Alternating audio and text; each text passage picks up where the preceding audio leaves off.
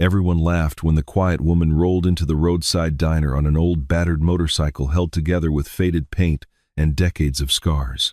A group of rough bikers joked that her machine belonged in a scrapyard, that it should have been retired before some of them were even born. She never argued.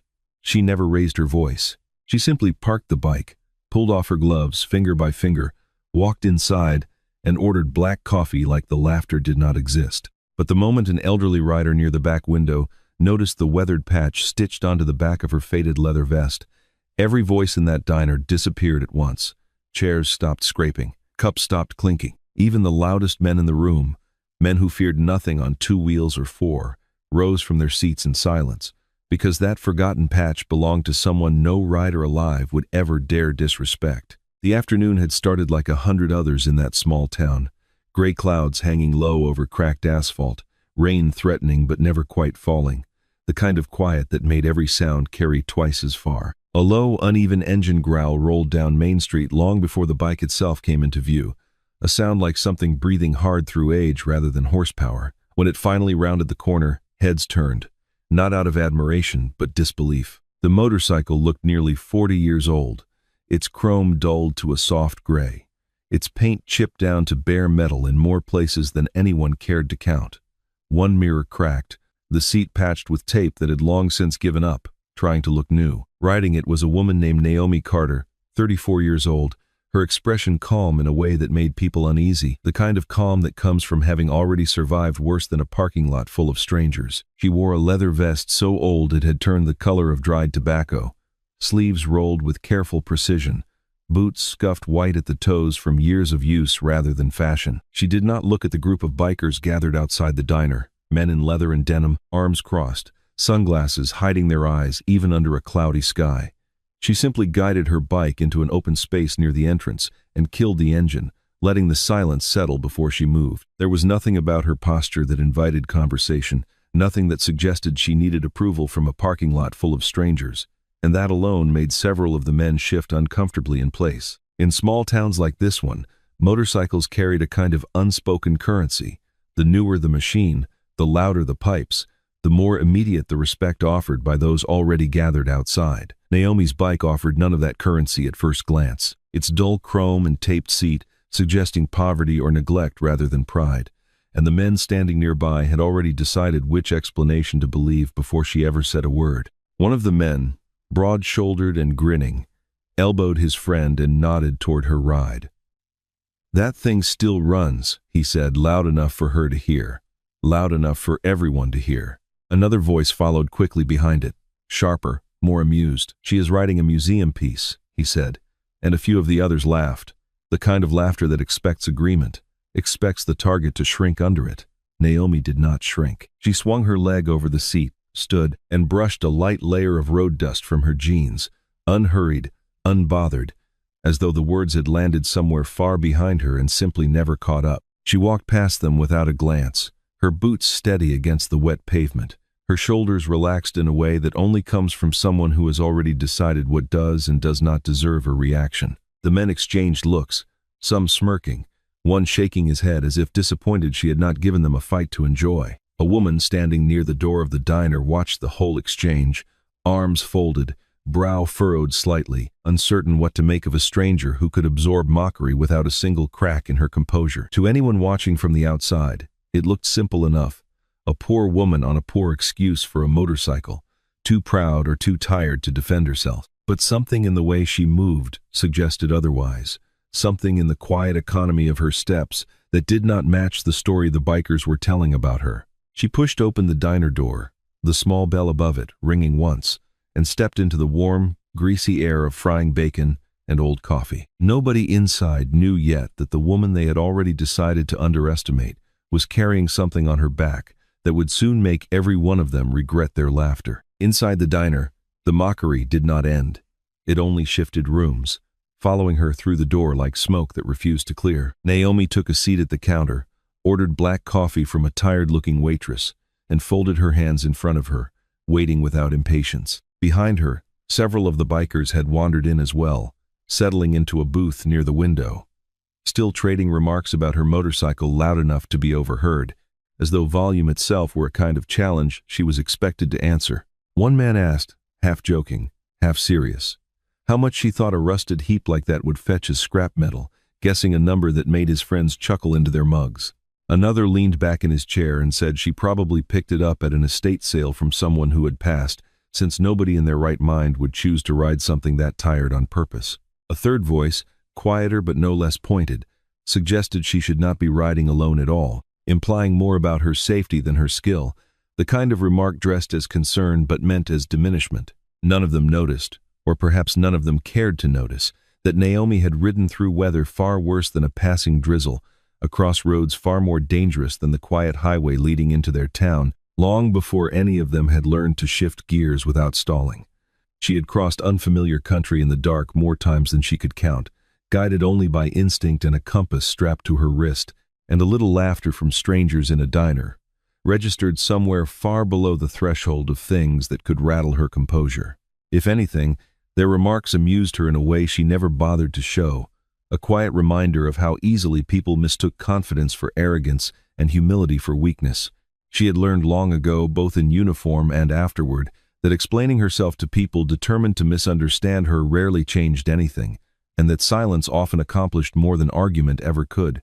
Her years overseas had taught her patience in situations far more dangerous than a diner full of strangers trading jokes about an old motorcycle, and she had carried that patience home with her the way some people carry scars, quietly, permanently, without complaint. It was easier, and she had found, to let people believe whatever story satisfied them in the moment, and to simply continue moving forward according to her own judgment rather than theirs. Naomi lifted her coffee, took a slow sip, and set it back down without a word, her eyes fixed somewhere past the window, past the gray afternoon light, past the men who thought their words carried more weight than they did. A closer look would have caught the details that no one else seemed to notice: the cracked leather of her gloves resting on the counter beside her, the faded stitching along the collar of her vest, and most of all, the small, worn patch, sewn carefully onto the back of that vest, its edges frayed, its colors faded almost to nothing, its symbol nearly impossible to make out from a distance. The waitress refilled her cup without being asked, offering a small, sympathetic smile that Naomi returned briefly before returning her attention to the window, watching raindrops gather and slide down the glass in slow, uneven paths. Somewhere behind her, the conversation shifted again.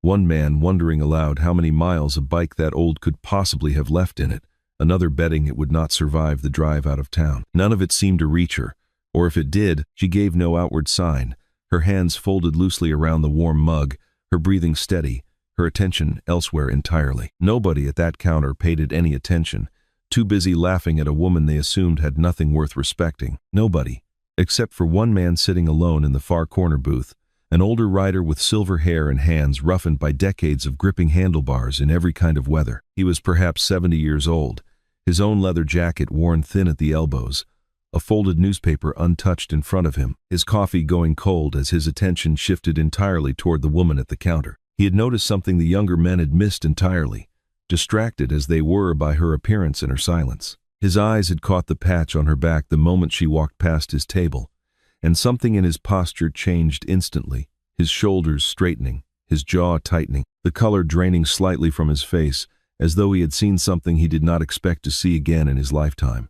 He set down his fork, he stared, and slowly, carefully, he began to rise from his seat. The old man did not rush toward her, though something in his expression suggested urgency buried under decades of discipline. He crossed the diner floor with slow, deliberate steps, the kind of walk that belonged to someone who had learned patience the hard way. He stopped just behind Naomi's stool, close enough to speak quietly, far enough not to seem threatening, and when he finally spoke, his voice came out barely above a whisper, trembling slightly at the edges. "Where did you get that patch?" he asked, nodding toward the faded symbol on the back of her vest without quite pointing at it, as though even acknowledging it too directly felt like a kind of intrusion. Naomi turned slightly on her stool, meeting his eyes with the same calm she had shown the men outside, and answered simply that she had not earned it, that it had been given to her rather than won. Somewhere behind them, one of the younger bikers overheard the exchange and laughed under his breath, muttering that she probably bought it online from some novelty shop, the kind of remark meant to dismiss rather than understand. Naomi shook her head slowly, her expression unreadable, and repeated only that someone had given it to her, offering no further explanation, no embellishment, no attempt to make the story sound bigger than it was. The old man's hand, resting on the back of a nearby chair, had begun to tremble, not from age but from recognition, the kind of recognition that comes from seeing a ghost wearing the face of memory. He knew that symbol. He had seen it exactly once before in his life,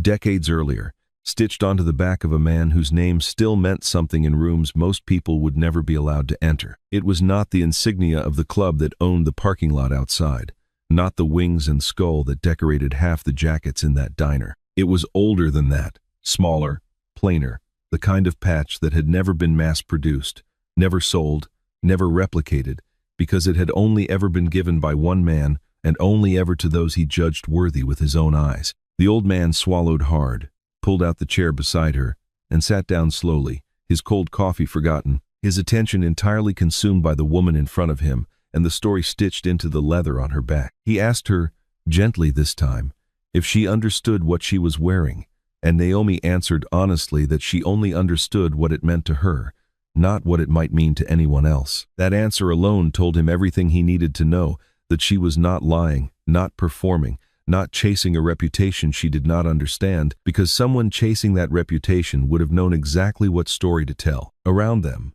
the diner had grown quieter still, the earlier mockery replaced by a curious, uncertain attention, several of the younger riders leaning slightly in their seats without fully realizing they had moved. One of them, the same man who had joked earlier about scrap metal, frowned at the old man's reaction, clearly unable to reconcile the fear and reverence on his face with something as simple as a piece of stitched leather.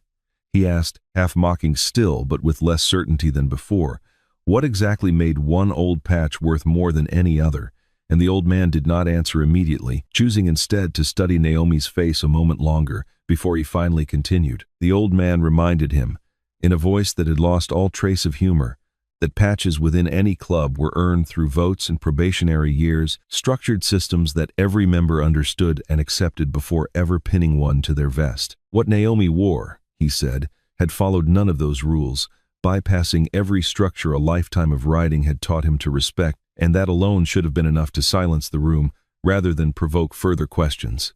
He explained that such an exception could only exist because the man giving it had stood so far above the ordinary hierarchy of clubs and rivalries that his personal judgment alone carried more weight than any council vote ever could. The old man closed his eyes briefly, drew a long breath, and asked her to tell him how she came to wear it.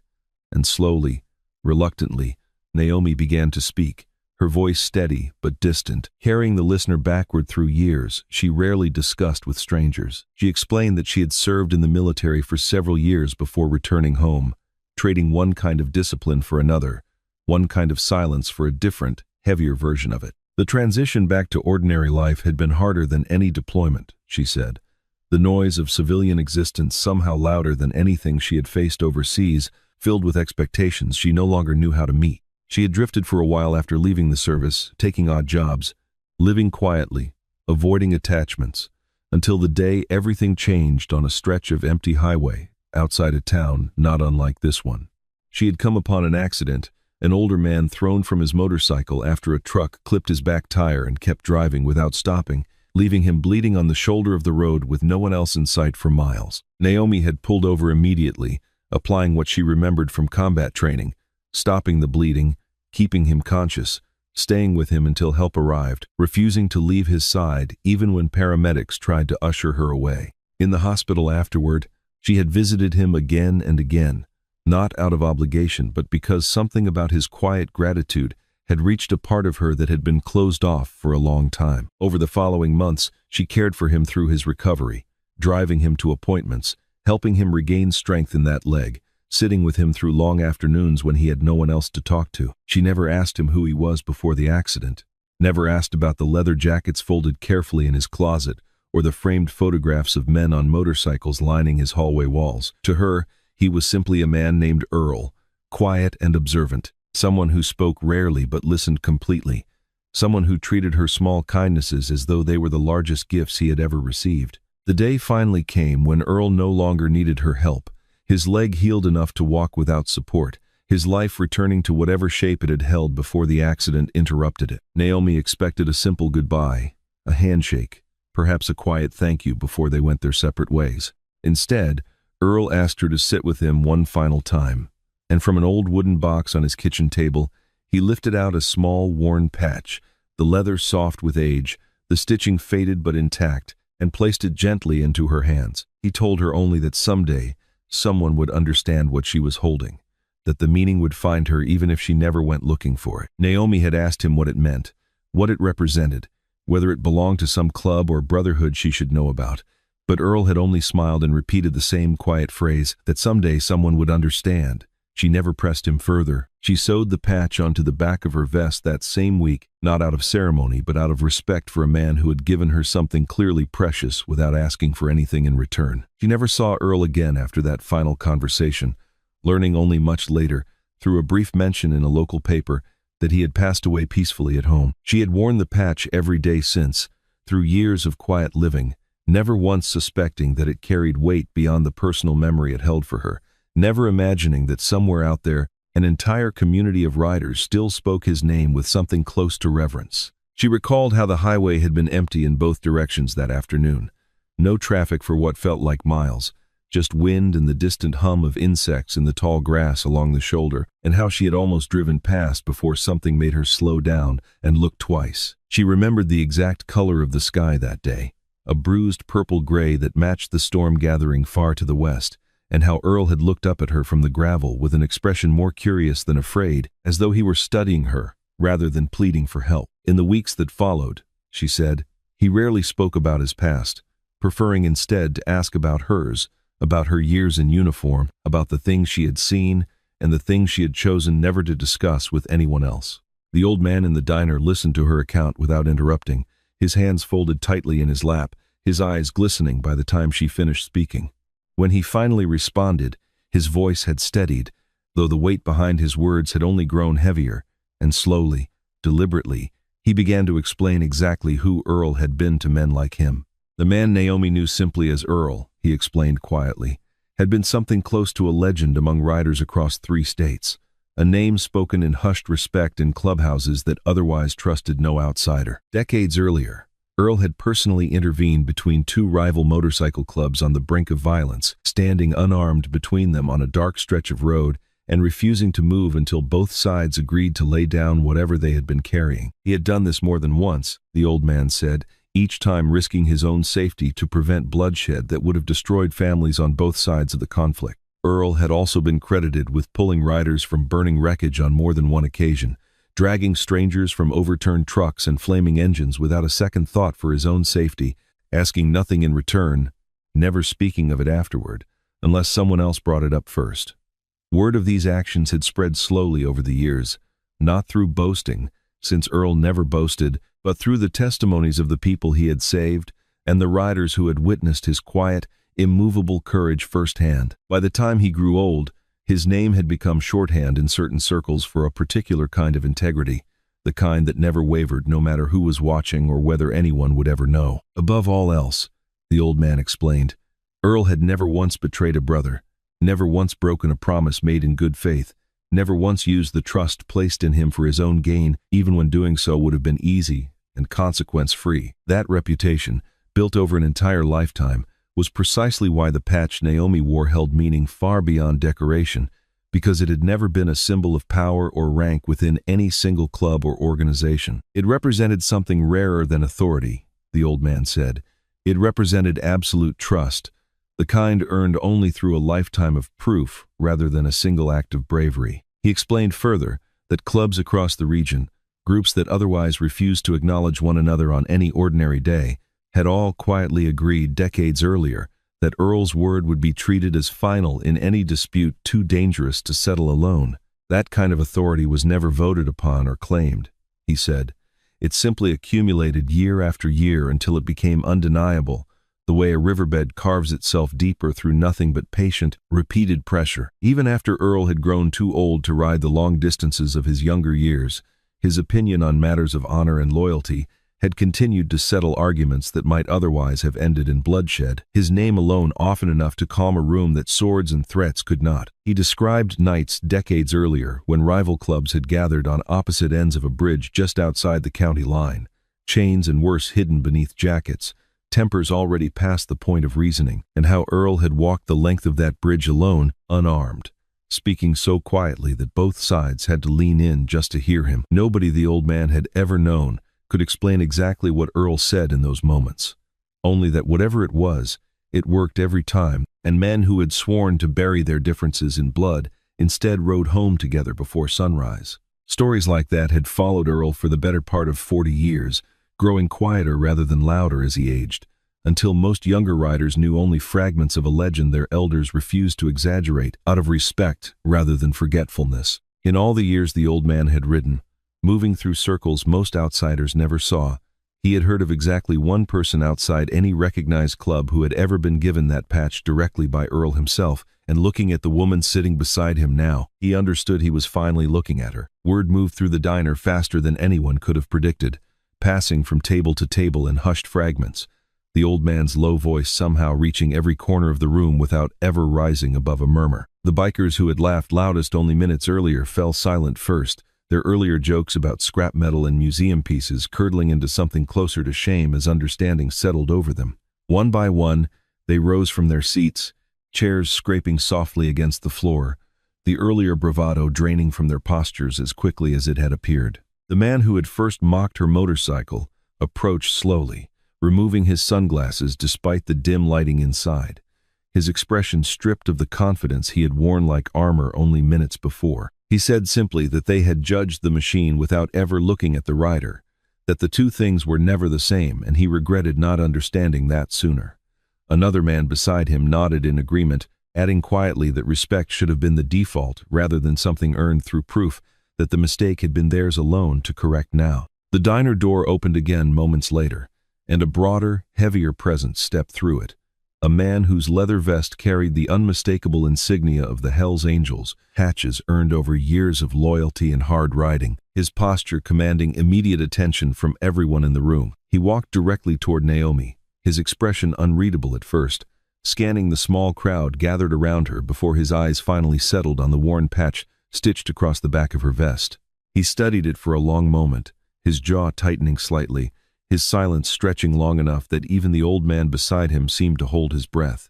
Finally, the leader gave a single slow nod, an acknowledgement that required no further words, a gesture that settled the matter more completely than any spoken apology could have managed. Several of the younger riders exchanged uneasy glances, quietly recalculating every joke they had made in the parking lot only an hour before, wondering how many other people in their lives they had judged just as carelessly on appearances alone.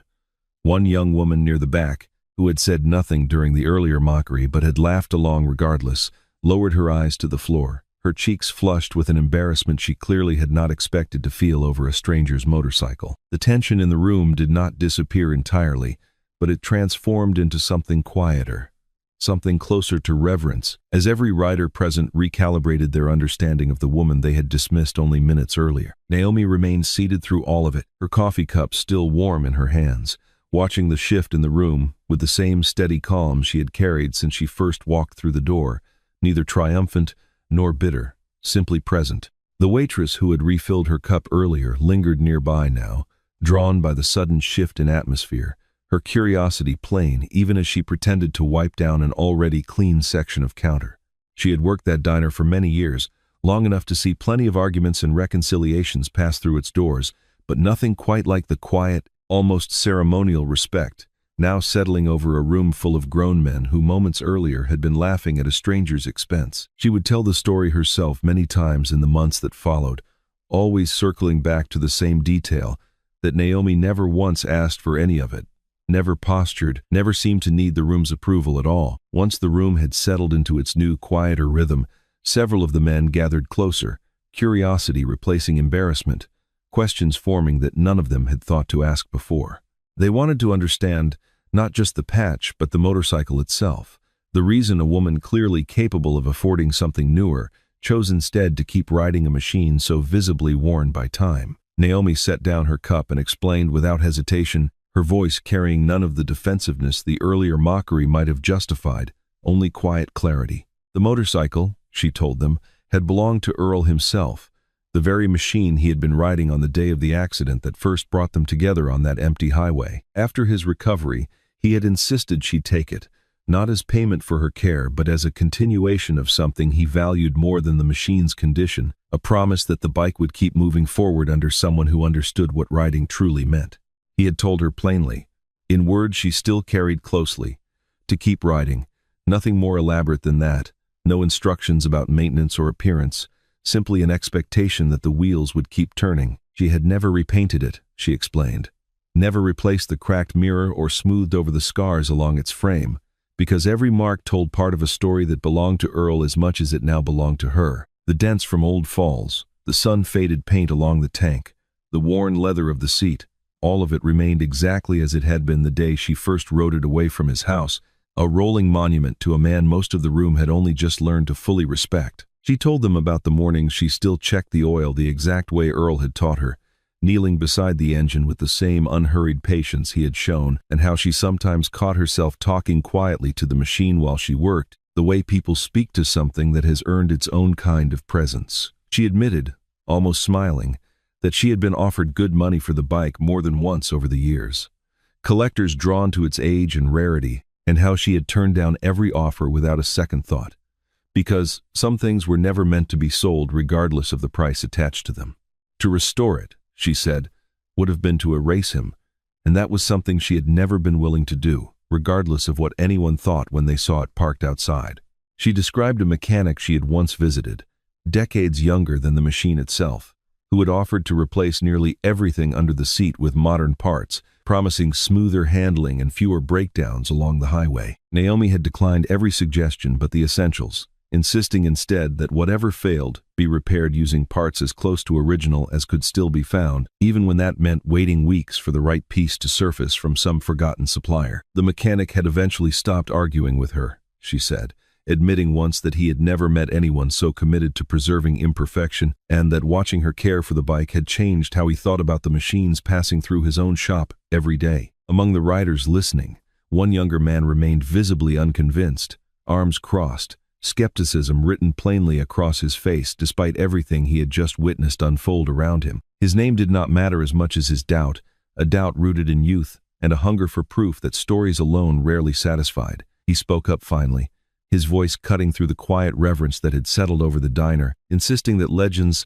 like the one just described, tended to grow larger with each retelling, and that he needed something more solid than an old man's memory and a woman's calm delivery. His name was Tyler Voss, and he had ridden with the local chapter for only 2 years, still hungry to prove himself among men who had spent decades earning their place. He did not doubt Naomi out of malice, but out of the restless need common to young riders everywhere, the need to test every claim against something firmer than reputation alone before accepting it as truth. Several older men in the room bristled slightly at his tone, but the leader near the door raised a hand, signaling patience rather than reprimand.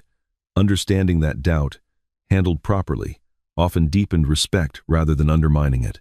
The room tensed again briefly, several of the older riders exchanging uneasy glances, uncertain whether to defend Naomi's account or allow the young man's doubt to run its course. The old man who had first recognized the patch spoke up, his voice firm despite its age, suggesting they settle the matter the only way that would satisfy everyone present, by reaching someone who had known Earl personally during his most active years.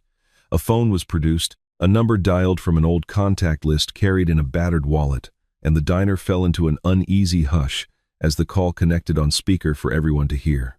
The voice on the other end belonged to a retired club leader named Frank Delaney, a man whose own reputation among riders carried enough weight that few would ever question his word once given. The old man explained the situation briefly, describing the patch, describing the woman wearing it, describing the story she had told about a man named Earl and a highway accident decades in the past. There was a long pause on the line, long enough that the young skeptic began to shift uncomfortably, before Frank's voice finally returned, steady and unmistakably certain. "If she wears that patch," Frank said, his words carrying clearly through the small speaker to every corner of the silent diner, "then she rides under our respect, full stop, no further explanation required or owed to anyone." The line went quiet again, the call ending shortly after, leaving the room suspended in a silence heavier than anything that had come before it. The young man who had demanded proof said nothing further, his arms slowly uncrossing, his posture softening into something closer to humility than he likely expected to feel that afternoon. In that stillness,